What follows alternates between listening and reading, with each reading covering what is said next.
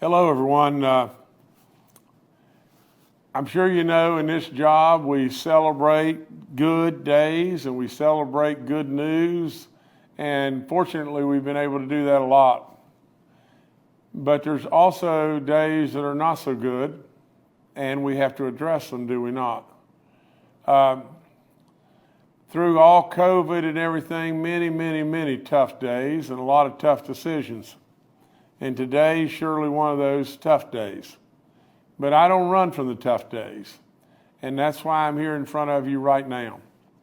Now, I really anticipated to not be in front of you until probably tomorrow or Wednesday, because I wanted to really get through and digest all the stuff about the investigation that was concluded on Friday evening. Nevertheless, some new happenings happened just a little while ago, earlier this morning. Now, I want to tell you exactly what happened. So you won't have any doubts. Here's exactly what happened. Last night, probably at 11:30, the captain of my detail, Captain Drew Pendleton was on the phone with me, and he told me that Colonel Cahill was very insistent and needed to talk to me very badly.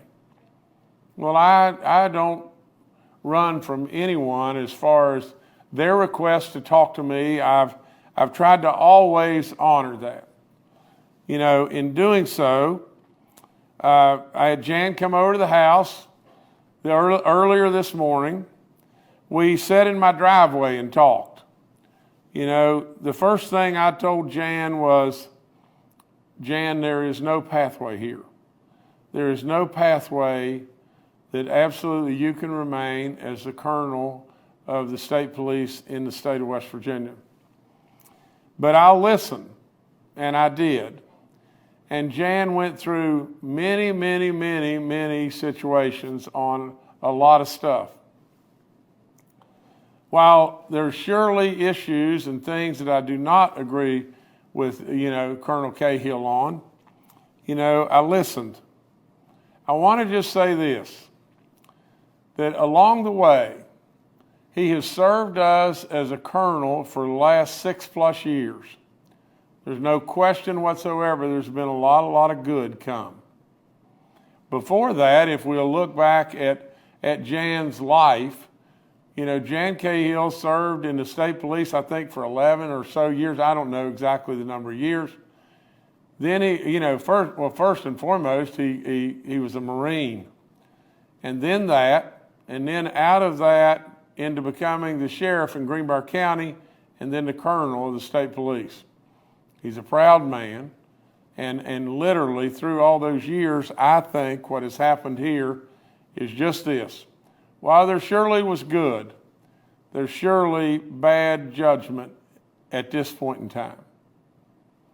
Bad judgment leads to bad things. Now, with all of that being said, I want to underline and emphasize something that is really important. The state police in general. If we absolutely think about it and think properly about it, sure, there's going to be bad situations and bad actors, and we've got to address that, do we not? We want to stand for law and stand for our principles unquestionably. But I stand with and behind our police on every issue up to the point in time when it goes beyond what is right. Now, absolutely, after I listened to Jan go through all of his stuff in a very respectful way, Jan turned to me and said, before anything could be said, I resigned 5 minutes ago. I think we move on. We move on. That's why I'm in front of you today. I really didn't think I'd be in front of you until tomorrow or the next day. But with the resignation of our colonel, at this point in time, we move on. Now, very fortunately, we are filling this interim position with absolutely a superstar that has credibility and credentials a mile long, and that's Jack Chambers. He is the deputy of the Capitol Police now, and he's served 26 years in law enforcement with the State Police and the Capitol Police. He obtained a rank of lieutenant colonel in the State Police.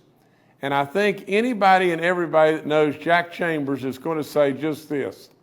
He's a man of honor, he'll do the right things, and we entrust upon him to absolutely do any level of rightness, clean up, whatever it may be, we will entrust upon him to do just that. Now, as I promised you, it's got to go further than that. And there are many areas of allegations. Jack Chambers will absolutely address those allegations. But I want to just say just this. The very biggest allegation that absolutely is to not be tolerated in any way is that of we have violated on our state police level women's rights. I don't know how in the world many things could be much, much worse than that. You know, wouldn't you absolutely think that a women's locker room ought to be a safe place, an absolute safe place?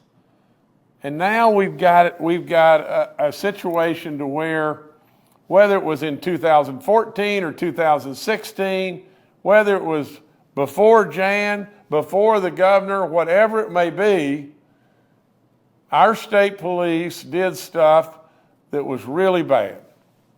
We put a video camera in the women's locker room. To me, it is absolutely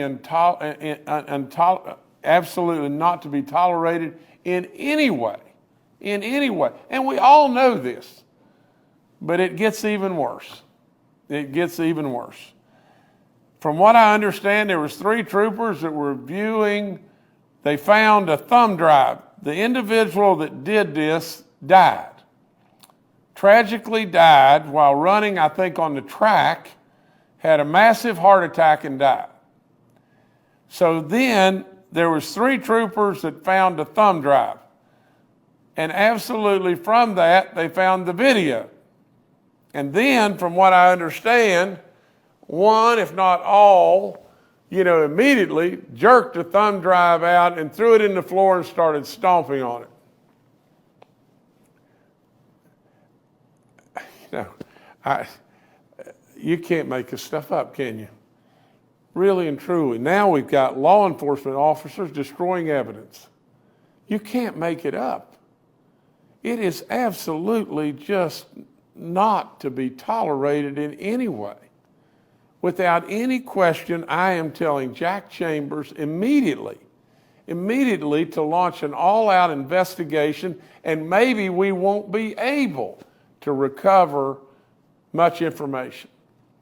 Maybe many troopers or whatever are long gone and everything. Maybe there's no way to recover evidence, but we ought to try. We ought to try, because we're better than this. We're absolutely better than this. Then another item that we have is a casino. At the casino, right down here in Charleston, or South Charleston, Cross Lanes, there was a man playing one of the video machines. There was a state trooper close by. Some way the man got up and an envelope that he had, fell out in the seat, and I think he went on to the restroom. There's no way to look at this other than just this. The trooper picked it up and took the money. Basically, any way you cut it, that money was stolen. And then, as far as us doing a quick investigation and getting right on to what we should get on to, we didn't do that. I'm asking Jack Chambers to reopen that investigation and handle it properly. I don't know what in the world else we can do other than replace, not tolerate, and move forward. Now, in addition to that, we have had an individual, a loss of life on I-81. I've seen the video. The video is very, very concerning. The investigation is ongoing at this time. Jack Chambers has got to really get into this as well. Now, let's again be really fair. The troopers of our state police, whether they be the supervisors, whomever it may be, do a lot of great work every day. They have a lot of tough situations. We call upon them right out of the get-go. We call upon them when we're in the worst need. They're the first people we call. Absolutely the dumbest thing in America, the dumbest thing of all to me, was when people said we need to defund the police. We need to support our police. Not to the point of passing or mowing past the fence, but we need to support our police. And we need to clean up our own houses when we have a problem. It's a bad day. It's been a bad day ever since, people started coming out with allegations. And the more we dug, the worse it stunk. So with all that being said, I want us to all realize wholeheartedly just this. We're going to clean it up. And we're going to absolutely make it a place of honor beyond belief. But don't ever forget all the goodness that has already been going on and all the goodness that continues to go on every day in this state. A lot of real good people, and they don't need to have rocks thrown at them. These people are doing good work, and they're doing good work every day, and we should stand rock solid behind them. We'll clean up the bad stuff. We'll clean up the bad eggs, and we'll clean up the bad stuff. That's what we do. That's what I've done from day one. Support, but absolutely we'll clean up the bad stuff. Now, I've got one other thing, and I'm going to read this to you, and this is only one sentence.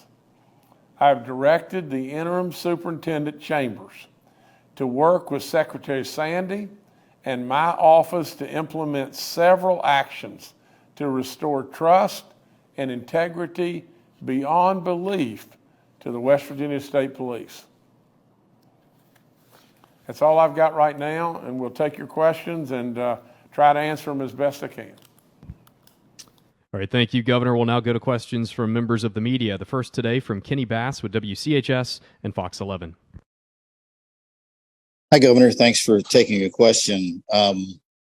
And before I get started, thanks to my many friends in law enforcement and the men and women of Western State Police. They do a great job for West Virginia. But there's obviously a cultural problem, maybe at the top of the state police or maybe at different levels. Besides changing personnel and changing leadership, what can you do to facilitate deep-rooted changes within the organization, such as training procedures, such as the number of appointments that the colonel gets whenever they're appointed superintendent of top brass? I believe it's 19 appointees. Should these things be looked at as a way to maybe make some institutional changes where stuff like this just cannot ever happen again? Thank you. Kenny, to be perfectly honest, whether it be oversight or it be accountability, it be the number of appointments and everything, all of this needs to be looked at. No one wants to tolerate what's going on right now. And to be perfectly honest, let's just be completely fair. Sometimes when stuff gets going on like it's going on right now, piling on happens maybe beyond what we should do. But absolutely, without any question, this needs to be the most sparkling, the brightest, the proudest of the proudest. Just think how, a trooper feels today on a call tonight, a domestic violence call, And really and truly, he's concerned in every way. Who's got his back? Who's got her back? You know, uncertainty, doubt, everything that can crawl in is just terrible. Terrible to that trooper that today is trying the best they can to protect us and help us in every way. Kenny, so many things, whether it be a better culture, less appointments, absolutely better training, whatever it may be, we want to absolutely go way beyond the call to try to make it better, to try to make it better. In many ways today, you've got way, way, way too much doubt that will absolutely adversely affect the performance of our troopers in many ways today. And that's got to change. All right, thanks, Kenny. Next to Amanda Barron with WOWK. Hi, Governor. Thank you for taking my question. I asked this question with all due respect to members of law enforcement and respect to the Department of Homeland Security investigation. Is there any possibility that what you have uncovered as a result of the investigation thus far will go beyond the Department of Homeland Security and to federal investigators? Surely, without any question. You know, I don't think there's stuff that we have uncovered, but I can promise you that the feds are already looking at the stuff, and I don't think we should run from that. I think truly and really and truly, if there's bad stuff there, I think we welcome whomever. Absolutely, we have got to make this to where there is no doubt anywhere. You know, we need to turn over every rock, but yet still doing what I'm saying. Trusting and supporting those that absolutely protect us every day. We don't need to be on a witch hunt.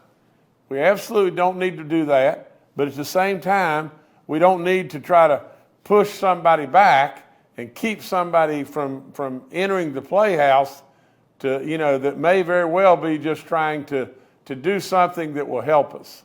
And so from the standpoint of the feds and everything, I welcome all the help and I want the scrutiny because at the end of the day, I want it to be right. All right, thanks, Amanda. Next to Charles Young with WV News. Hi, this is Charles Young with WV News. Governor, can you detail and give us some more specifics about what those several actions are that you mentioned? And then just to clarify, so a few minutes ago, you said you were calling for an all-out investigation. Is that separate and distinct than the ongoing Homeland Security one we have? You're calling for an all-out investigation of the state police generally? No, Charles. No, I'm absolutely coordinating with Homeland Security. The investigation that I am referring to is just this. In particular, in specific, the women's locker room incidents. We need now to do a thorough investigation, trying to find information, find any detail that is out there that's still available. I know that we've had troopers leave and everything, but absolutely, if there's anything on the planet that is despicable beyond belief, it's this right here. That's just all there is to it. It is totally, totally despicable. My God of living, this has not occurred at the YMCA or something. This has occurred at State Police headquarters. From the standpoint of the casino, as far as I'm concerned, it is flat out, any way you cut it, stealing. And we need to investigate that more as well.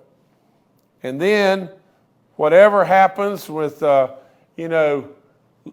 Colonel Chambers now, whatever happens, that with his investigation, a more thorough investigation will only make us better.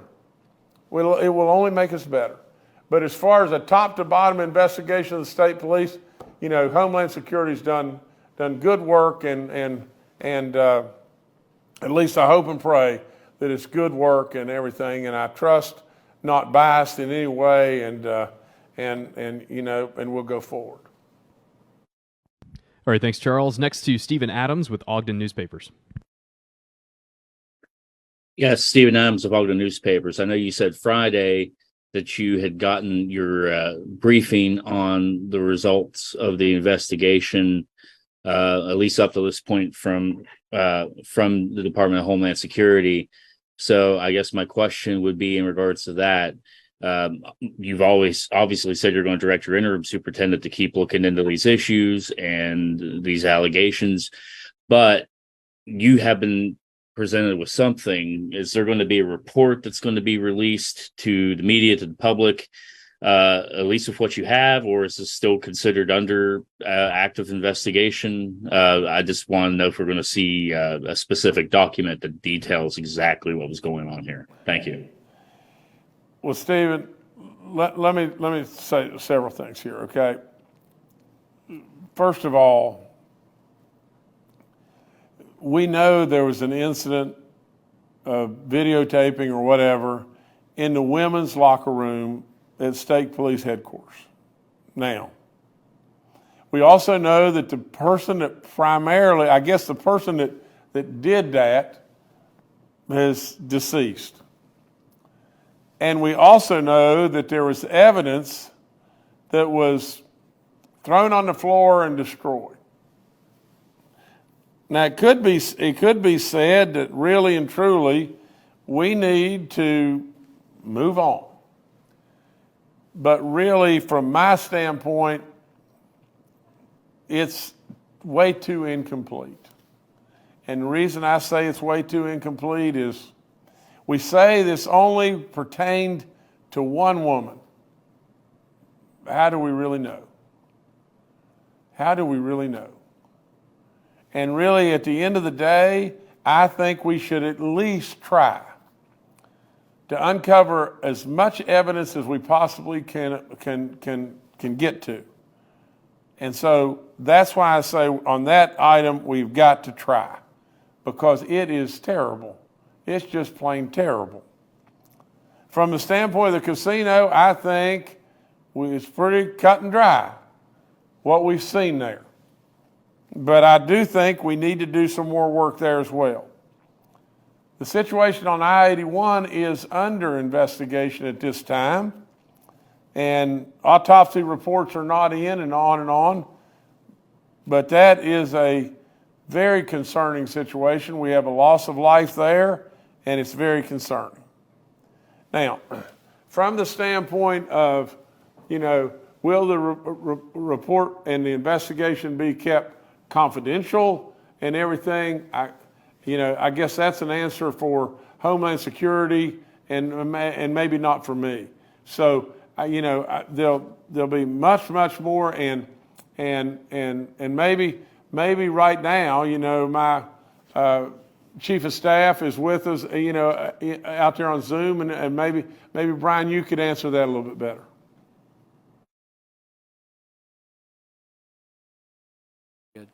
Okay.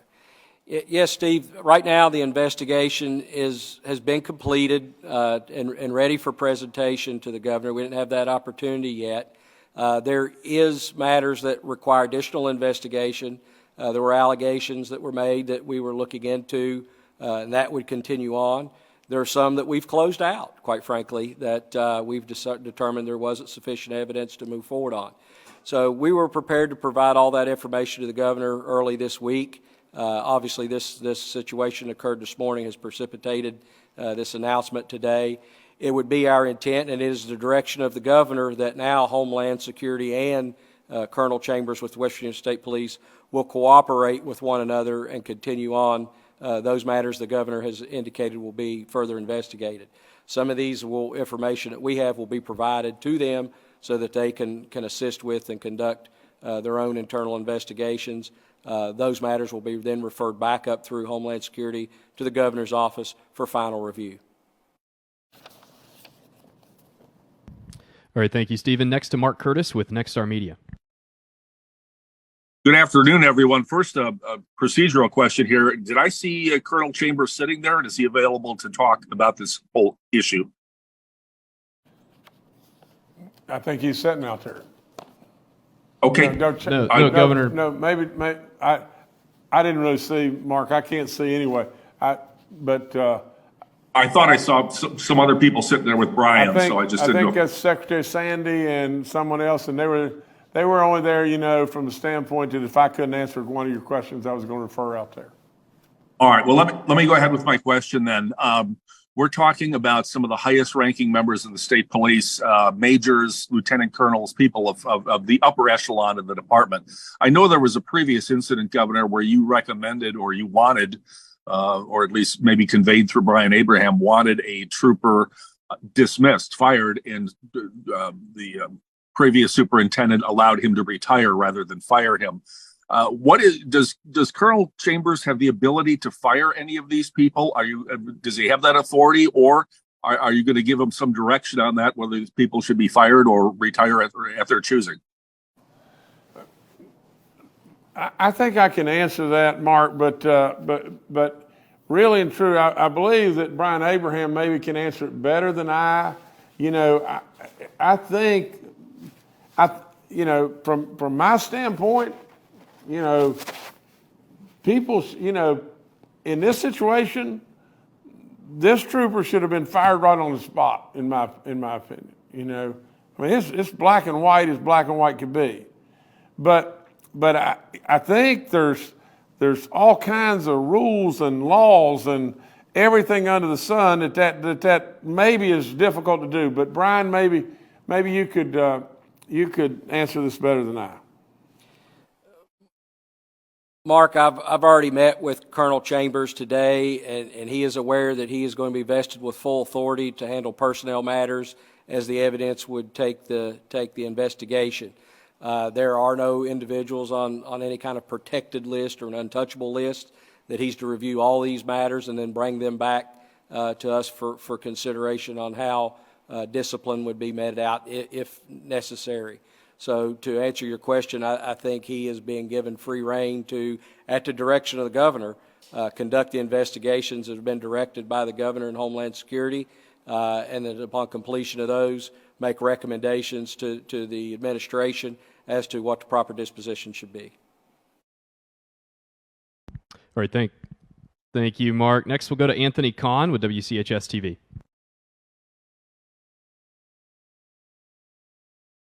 Hi, Governor. Appreciate your time.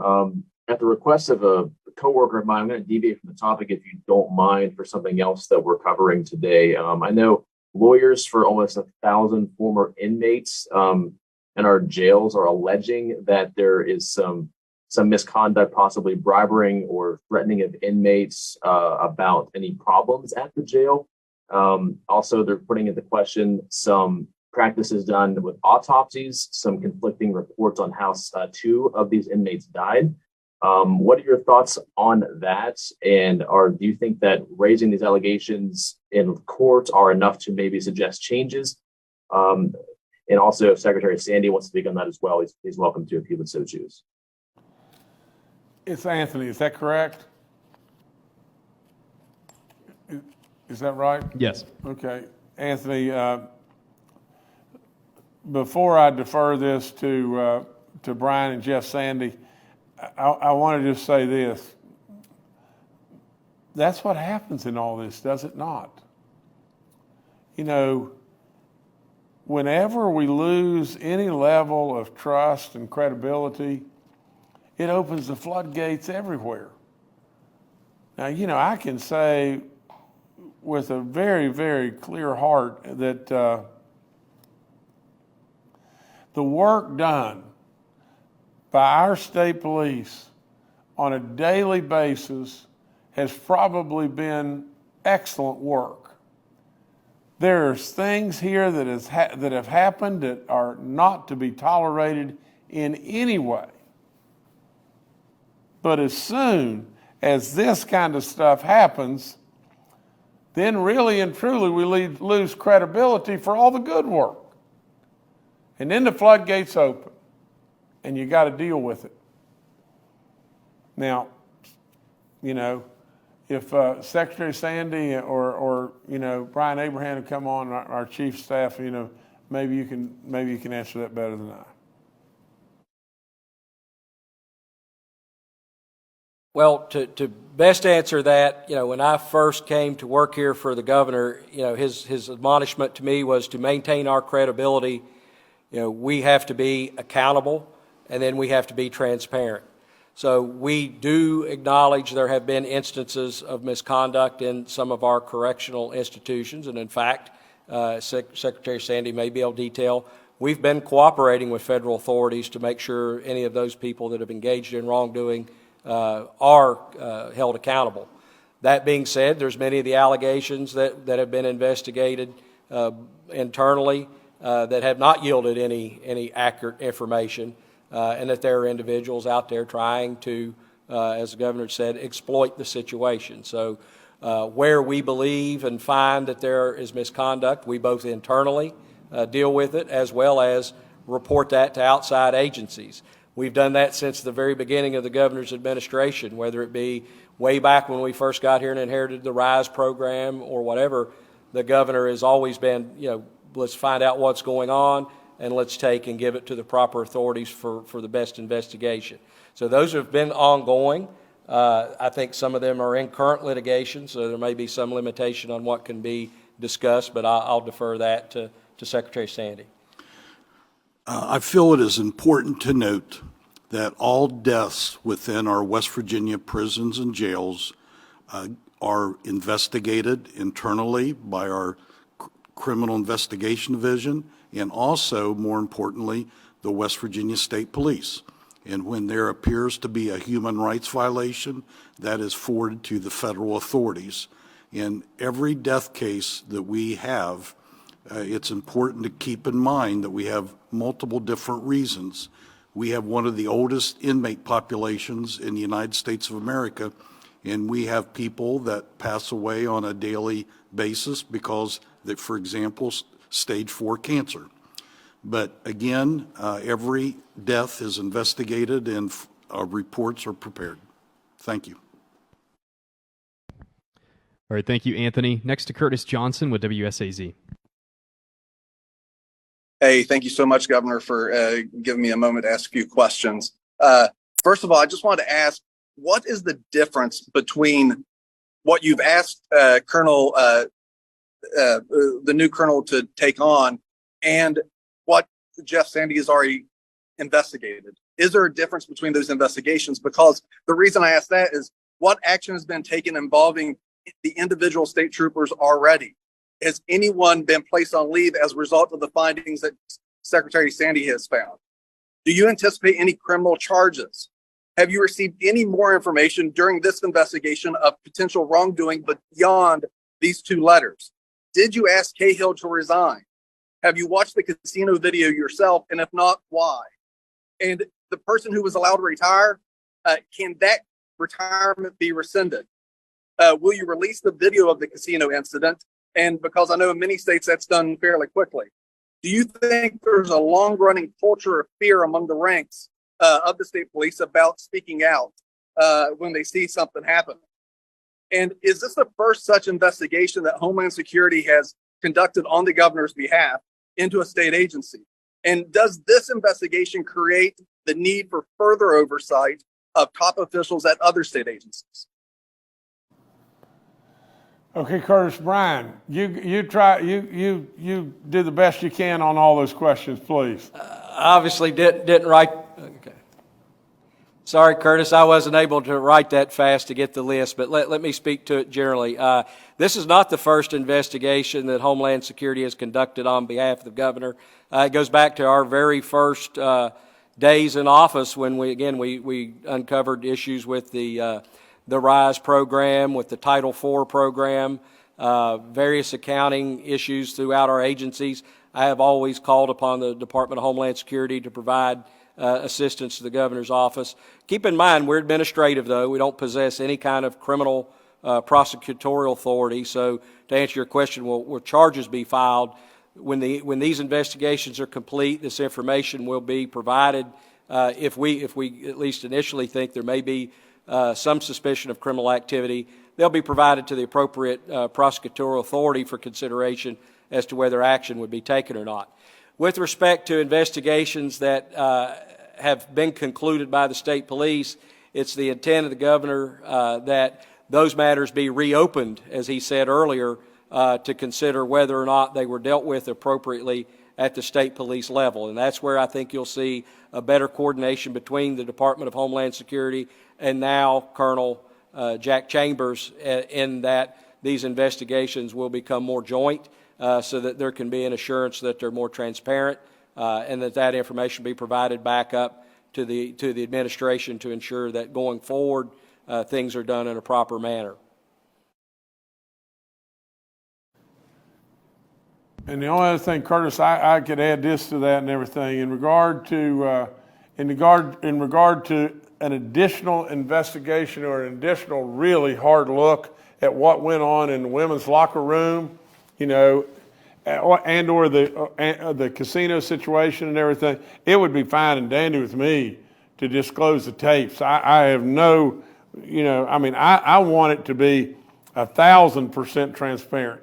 You know, you go back and if Brian Abraham said it just a second ago, but we don't have the tapes in regard to the locker room situation, but we do have the tape in regard to the casino situation and the I-81 stuff. But the I-81 stuff is under investigation and everything, and we'll you know, so but as far as the tape of the casino, I have no qualm whatsoever about giving you the tape of the casino and everything, if we can legally do that. And I don't know that we can legally do that, and that's the question really for people that have that answer better than I. But I can tell you just this. It's just not good enough for me. That's all there is to it, to just say, well, we don't have a tape, you know, on what's happened with the women's locker room. And since we don't have a tape and the man that did this is dead, well, what else can we do? Well, I don't know. I don't know what else we can really do. But we can dig and try to find out any and everything else we can. First of all, the women of the world need us to do that. And second of all, absolutely, without any question, we destroyed evidence. Our police destroyed evidence. We need to get to the bottom of that. And Curtis, we will. And I hope that Brian and what I've added answered most all your questions and everything. But there's no way in the world that acts like that I'm referring to the women's locker room or the casino, and probably a whole lot more here as Jack Chambers gets in more and more detail and everything. But the bottom line, first of all, it won't be tolerated. Y'all know me well enough to know that I'm not going to put up with stuff. I'm not going to do it. You know, if you go back to what Brian Abraham's telling you in regard to the RISE program and some billings that were going on at that point in time, the very second that it got to my attention and we really dug right into it, what was the first thing that I said? Take it to the federal prosecutor. Take it right now to the federal prosecutor. Absolutely, it was taken to Mike Stewart right off the get-go, and he did the right stuff with it. Absolutely, that's the first thing that I did. The very first thing that I did. We don't need to tolerate stuff like this when it comes to our attention and everything. We do investigations. We absolutely make sure that people are not getting rocks thrown at them that's unjust. We absolutely try as best we can to be fair. But West Virginia has done so much good. West Virginians expect so much, and deservedly so. But with all in that, this kind of stuff does nothing except have others on the outside say, yeah, that's West Virginia. That's the West Virginia we know. It tears us down. And the only way to straighten it up and to right the boat is to absolutely say, we're not going to tolerate it, and we're going to get to the bottom of it, and no matter what it takes, we're going to get it right. Don't forget all the good that these people have done and these people continue to do for all of us every day. Don't forget the good of the very people that you call first when you're in trouble. We got a lot of great people. We got problems here. We're trying to address it. It's the best I can say. Anyway, thank you so much. Thank you.